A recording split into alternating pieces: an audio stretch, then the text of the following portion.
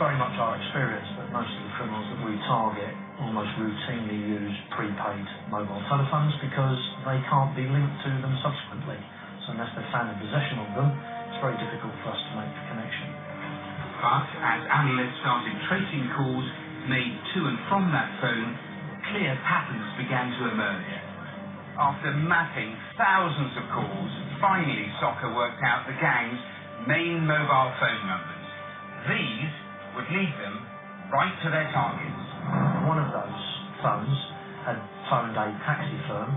We were able to make inquiries with the taxi firm, identify who made that call, and from that we got the name and address. That man was Mohammed Faisal Dad. Known and feared within the Asian community in Birmingham, the 24-year-old had always managed to stay one step ahead of the law. Until now, Faisal Dad's number was linked to every other phone. From a single taxi number, they'd found the man behind the plot. We focused then on his call billing and communications that had gone through his phone, and through that we were able to identify other members of this network. It took 4 months from the Rowlatts landing to process the phone data, but they had 3 more names. 42-year-old Soyab Hansdot, he'd worked at the Leicester warehouse and arranged the delivery using the name of an existing employee oblivious to the plot. Ismail Makda, 29, he'd been caught before intending to sell drugs and was the link between Birmingham and Leicester. At just 22, Mohammed Ibrar had used his bank account to pay for the duty, releasing the parcels for delivery. All unemployed, all from the Midlands, they'd been recruited by Faisal Dad so he could stay one step removed from the actual plot. After months of work, dawn raids took place across the country. Out of the 5 suspects, 3 were arrested straight away, but Makda and Dad had fled.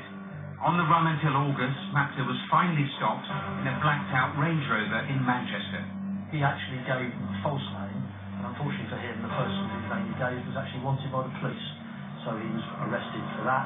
The search went on for Faisal Dad, and finally they tracked down an address in Birmingham. Had they caught up with the mastermind behind the plot? Had a cursory search to start with and found nothing, but then decided to conduct a more thorough search. Let's all quick, lads. Get us covered. And the bed. Again, coming out.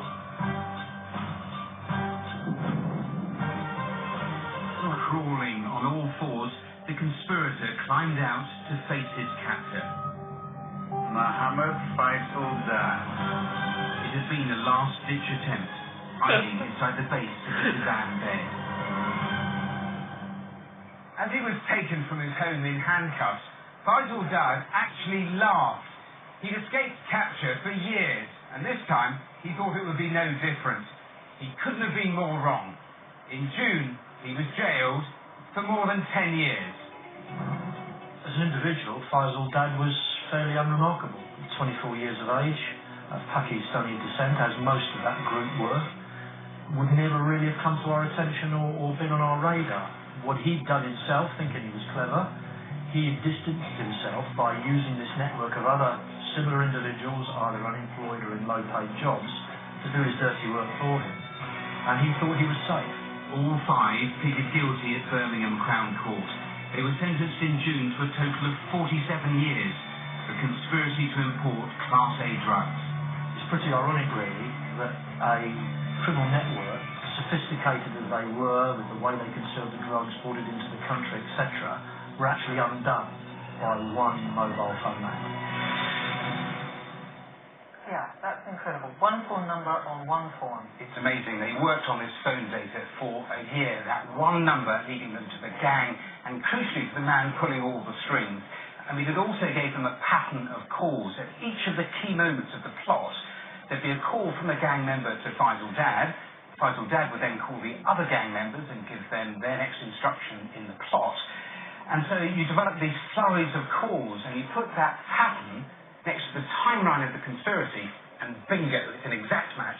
These are your guys. And how they got in, and a few months ago you told us about the old liquid cocaine on the door varnish. Yeah, I mean, every way possible that they think of. I mean, there was a case I heard about today where they tried to smuggle in 80,000 walnuts, and 30 of them, I mean, it really is a needle in a haystack, 30 had been hollowed out and filled with heroin. I mean, it's not that long ago in Mexico, they found 20 sharks sharks jam-packed full of drugs. I mean, it's obvious why they are prepared to take the risk, smugglers. I mean, I'll give you one figure. The value of heroin in Afghanistan compared to how much it's sold on the streets here, there is a markup of over 16,000%. God. And Afghanistan is the big number here. It is. 90% comes from Afghanistan. Here, the Home Office thinks they have about 300 major drug smugglers, the kingpins, and they bring in about 25 tons of heroin from Afghanistan every year. But here, in this case, this gang, this kingpin, out of business, behind bars. Thanks, Matthew. Now here's Rab with what's coming on the phone. Some good stuff.